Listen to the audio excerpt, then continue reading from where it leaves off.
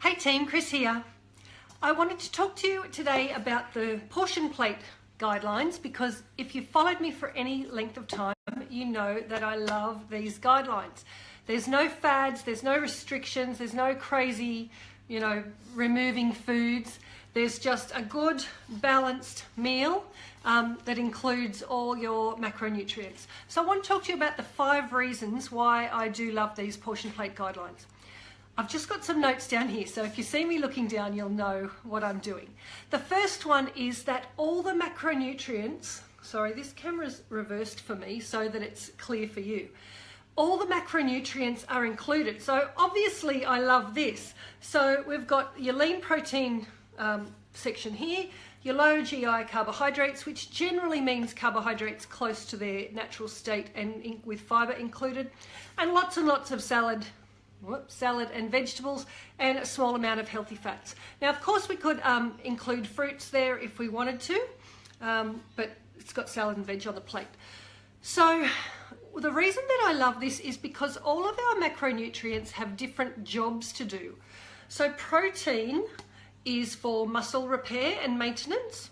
So if we don't get enough protein, then we're at risk of losing muscle when we lose weight, or losing muscle any stage, and we really want to preserve that muscle, especially as we start to age. And if anybody there is around my age, mid to late 40s, then losing muscle, we start to do that from about age 30 onwards, and we need to get this adequate protein every day and hopefully be doing some resistance training, but that's a topic for another video live stream.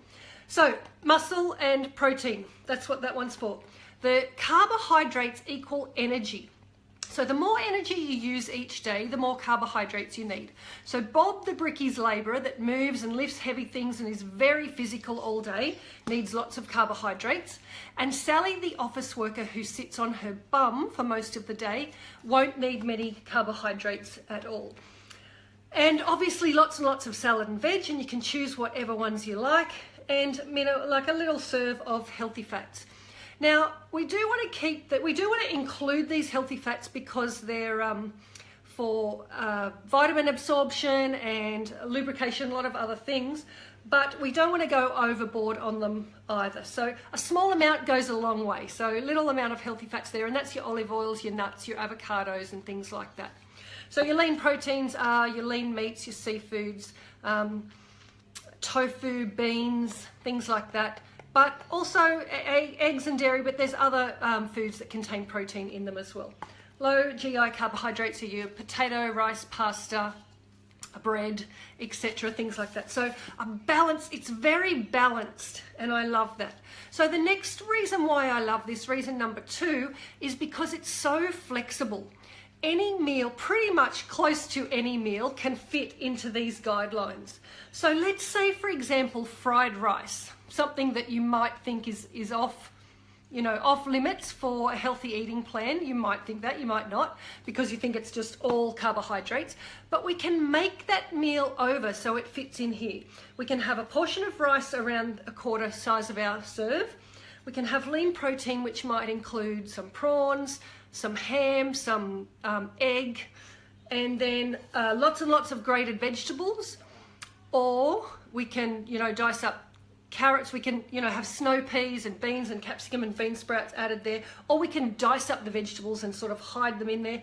Cauliflower rice is another one. So if you had a serve of cauliflower rice, a serve of regular rice, and then you mixed it all together. So you can see how anything can fit in here. A hamburger, a lean minced patty, 2 slices of, low sort of grainy multi-grain bread, and lots of salad or a side salad. So anything can fit in here, and it balances it all out. So it's so flexible, and you get to choose the things you love. So it's not like following a set meal plan where they say have a chicken breast and broccoli and rice. You can swap out chicken breast for fish, tuna, red meat, kangaroo, whatever it might be. It's like a template where you can mix and match and swap as long as they fit into these little spots here.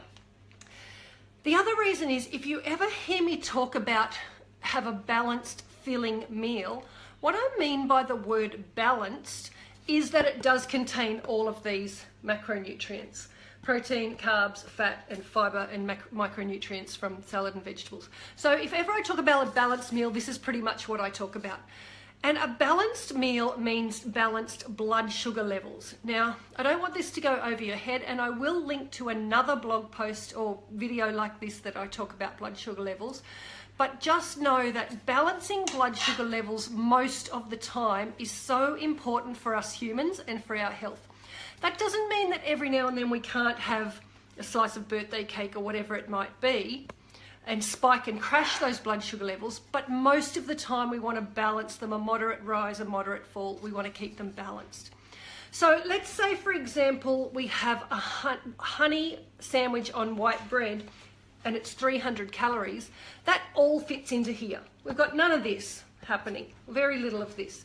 So that 300 calories of honey on white bread fits into here, and it's going to spike and crash our blood sugar levels. We could have the same amount of calories for a tuna, grainy bread, and lots of salad sandwich, pretty close to that 300 calories, same amount of calories, but it's a balanced filling meal. It's going to keep us fuller for longer, and it's going to moderately rise the blood sugar levels and moderately fall, not spike and crash. When we spike and crash, we're going to be hungrier sooner, we're going to get the shakes, we're going to get cravings, and we're going to get low energy. Balanced blood sugar level equals less hunger, more energy, less cravings. Who doesn't want that? So that's my number 3.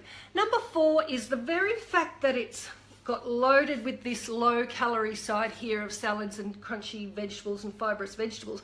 I mean, you could fill half a plate there and only be at, I don't know, 50 calories. That's just going to lower the calories of the whole thing. So a balanced portion plate meal is generally quite lowish in calories for the amount of fullness that you feel. So I love the fact that it's calorie controlled. And the last one is that we can fit treats in as an either or type option. Now, I don't love the word treats, but I use it because people sort of know what I'm talking about.